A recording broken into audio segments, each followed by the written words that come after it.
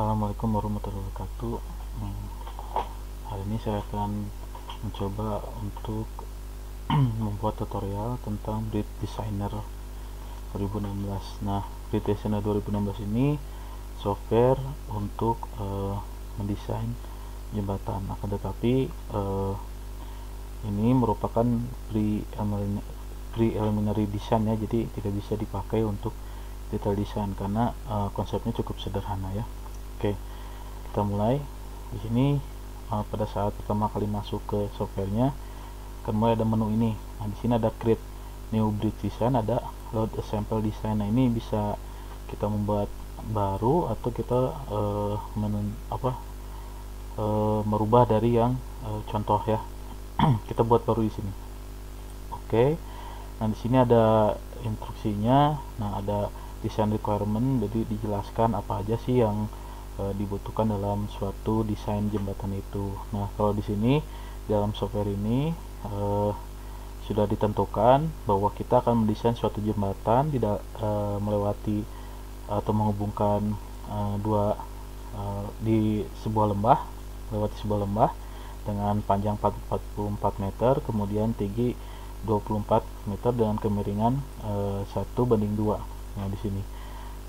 Oke, kemudian kita next. Nah, di sini software ini di websitenya nanti bisa dilihat ada kontes, suka ada kontes. Nah, kalau misalkan kita ikut kontes, ada parameter yang harus kita sesuaikan. Nah, karena kita tidak ikut kontes, kita di sini klik no. Nah, kemudian next. Nah, di sini parameter untuk deck atau lantai kendaraannya dan abutment dan pier-nya. Nah, yang pertama deck elevation-nya di sini terdiri dari 0 sampai 24 meter ya. Di sini kalau misalkan kita lihat dari bawah 0, nah ini kelihatan tebingnya ini nanti di cut, ada cut-nya atau galian. Kemudian nah kalau 4 meter ini 8 meter, ini 12 meter, ini 16 meter, 20 meter, dan 24 meter. Nah, di sini saya misalkan kita akan mendesain yang 16 meter, yang tidak terlalu tinggi ya. Nah, kemudian abutmentnya apakah akan standar abutment seperti ini atau menggunakan arc abutment. Nah, kalau arc abutment bentuknya seperti ini dengan height-nya itu ada 4 sampai 16.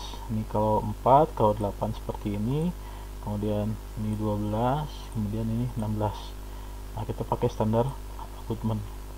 Kemudian di sini pier-nya, apakah kita akan menggunakan pilar di tengahnya atau tidak. Kalau menggunakan di sini pier-nya dengan ketinggian 0 sampai 16 meter. Nah, ini 4, 8, 12, 16. Oke, di sini kita tidak akan menggunakan pier atau pilar. Kemudian apakah kita akan menggunakan angkor, satu angkor atau dua angkor. Nah, biasanya kita kalau untuk mendesain jembatan cable stay atau jembatan suspensi, kita menggunakan angkor untuk memasang atau mengikatkan kabelnya. Oke, karena kita sini saya akan mencoba untuk jembatan rangka ya, rangka baja. Oke, di sini jadi no cable. Next. Nah, ini deck materialnya mau medium atau yang high. Untuk decknya ini dari beton ya, strength konkretnya berapa gitu. Kalau misalkan yang high berarti ini thicknessnya lebih tipis daripada yang medium, kita pakai medium aja. Kemudian loadingnya atau pembebanannya kita pakai two lens 225 kN truck atau center 480 kN ya, kita pakai yang two lens. Oke, next. Di sini akan ada template-nya. Kalau kita mau kreasi sendiri silakan, ini bisa bebas, nanti kita tentukan di mana titik-titik joinnya. Kemudian kalau misalkan kita mau pakai template, kita sudah disiapkan through truss hoe, through truss spread, dan through truss warren. Nah, di sini bisa kita pilih tiga ini. Ada lagi untuk yang di bawah back truss. Nah, ini bisa kita pilih. Kalau saya untuk contoh ini kita akan pakai yang hallway. Oke, finish. Nah, kalau sudah, ini tampilan utamanya. Jadi di sini kita ada long sectionnya ya. Kemudian di atasnya itu ada menunya.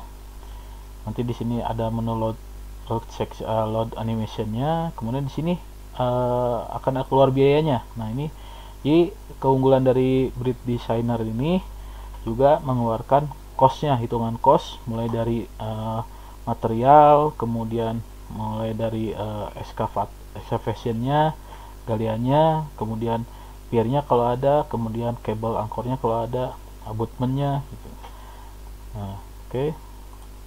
Kemudian ini di sini gridnya. Jadi ini kita mau pakai grid yang renggang, yang medium atau yang rapat. Kita pakai yang rapat aja biar bebas ini gridnya. Nah, di sebelah kanan ini member list. Jadi di sini nanti kalau kita sudah letakkan join dan rangkanya, di sini akan ada keterangannya. Nah, dan nanti kalau kita sudah load test di sini, load animationnya, nanti akan terlihat mana yang batang tarik dan batang tekannya yang kurang kuat. Nah, itu nanti yang akan kita ganti atau sesuaikan. Kemudian di member detail ini nanti akan ada detailnya, moment inersianya berapa, member lengthnya berapa gitu, unit costnya berapa, nah ini ukurannya berapa, yield stressnya berapa, modus elastisitasnya berapa, ini semuanya lengkap di sini. Oke, kita coba setting dulu. Jadi di sini sudah disediakan decknya, kemudian ini join-joinnya. Nah, kita buat join-join dulu untuk yang bagian atasnya. Kita tempatkan di yang lingkaran ini. Oke.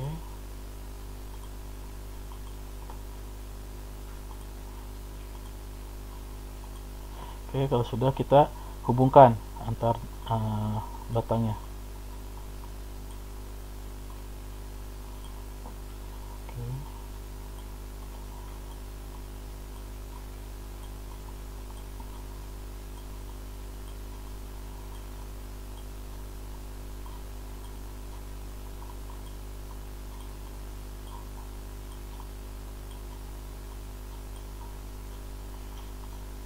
Oke.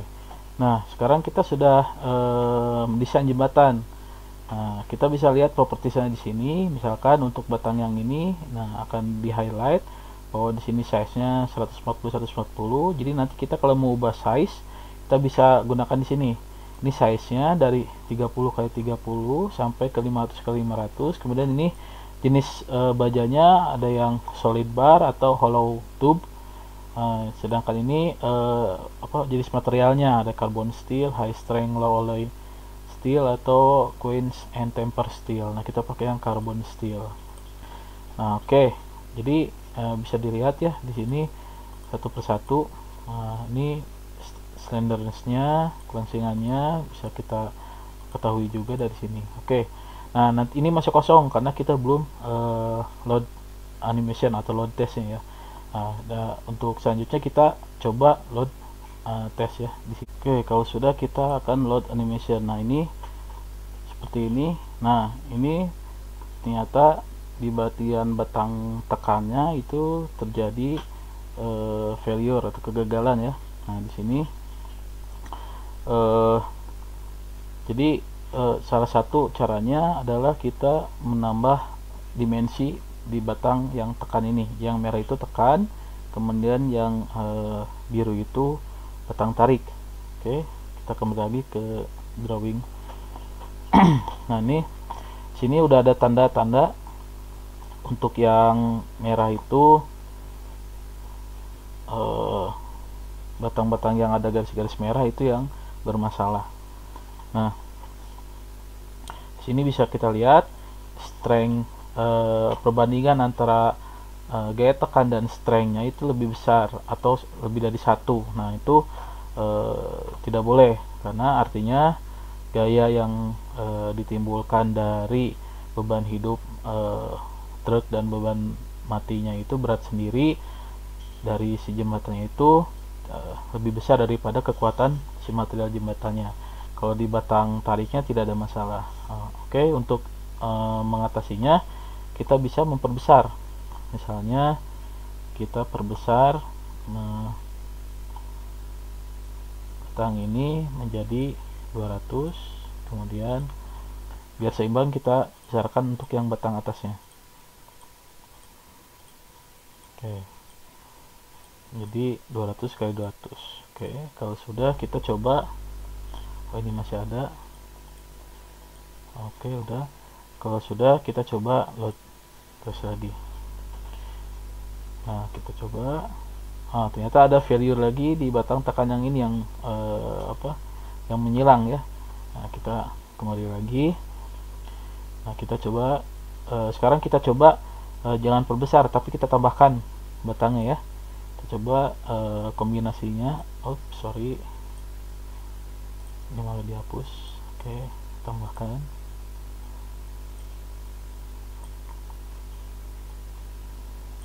Kita coba di sini tambahkan jadi menyilang agar kuat dengan batang ini 200 ke 200, atau kita coba yang 140 dulu yang sama.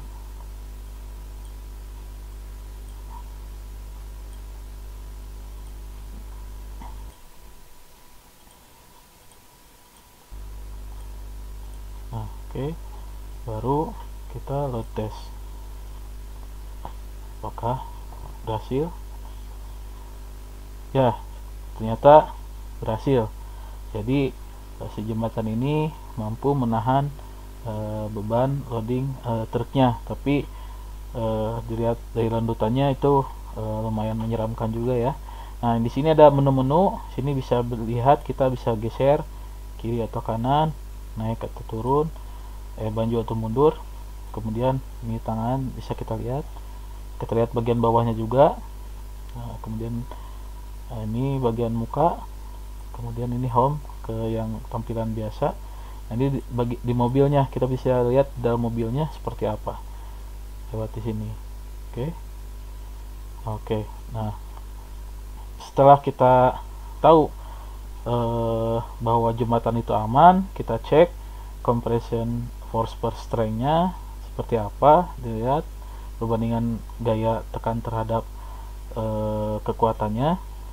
Kita lihat di sini, klik di atas ini.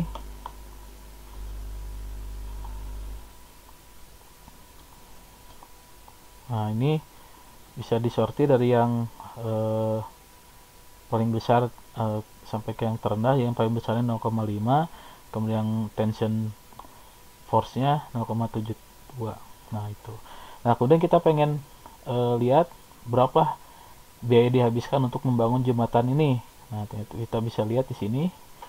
Nah, yang dihabiskan $413.740 ya di sini. Nah, jadi sekitar 4M kalau misalkan dirupiahkan. Nah, oke. Nah, sekarang bagaimana kalau kita ingin mengubah bentuknya? Nah, bisa aja. Kita tinggal klik di sini, kemudian tarik, misalkan tarik ke sini. Kemudian kita ingin membentuk arc ya. Nah, tarik ke sini,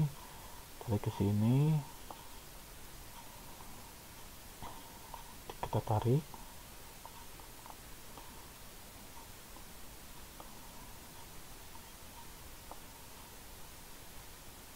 Oke.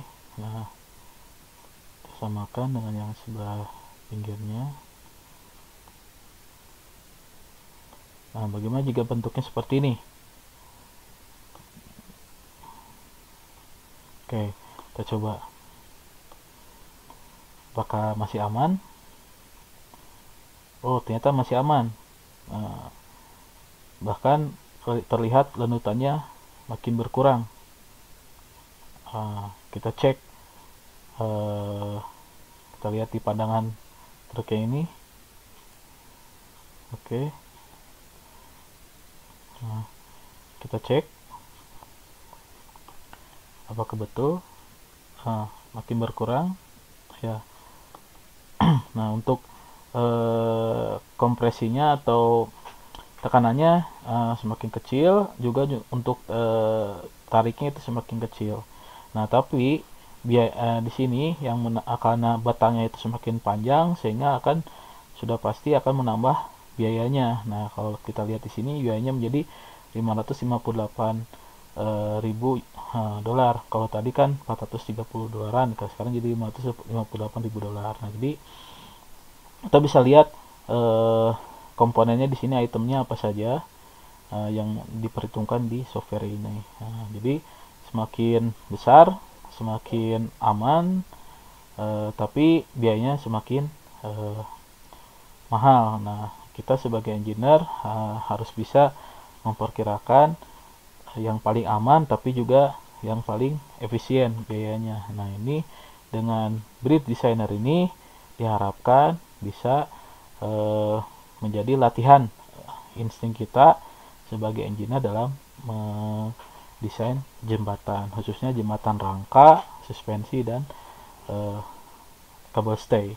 Nah, kalau kalian ingin mencoba menggunakan atau model lain selain truss tadi atau jembatan baja, di sini kita bisa lihat ada open sample design. Nah, open sample design ada suspension bridge dengan 44 meter bentangnya, 20 meter bentangnya. Kemudian yang ini yang tadi deck truss, kemudian through truss lagi tapi yang bentang pendek, kemudian continuous arc, Hawaii through truss, kabel stay bridge, dan suspension bridge yang 40 meter. Nah, jadi kalian silahkan bisa pakai ini, kemudian bisa diubah-ubah semau kalian, dan tinggal diambil bentuknya yang paling menarik, strukturnya paling kuat, dan biayanya paling efisien. Oke, mungkin sekian dari saya, silahkan dicoba. Wassalamualaikum warahmatullahi wabarakatuh.